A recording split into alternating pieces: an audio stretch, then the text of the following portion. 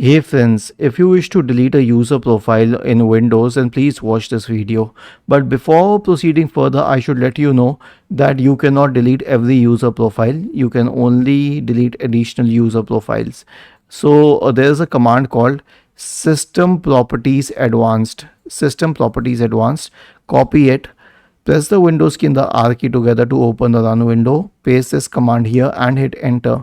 Now this will open system properties and we are already on the advanced tab, which is good. So we will click on settings under user profiles. The second section is set user profiles. Click on settings. Select the user profile that you wish to delete and click on delete here. Okay, now I cannot delete it because it is not allowing me to delete my user profile. But if you have additional user profiles that you wish to delete, simply click on the delete button here. Was this helpful? If yes, then please subscribe to the channel, and if not, then let us know in the comment section of the video on how we could help you further. Thank you for watching this video and have a nice day.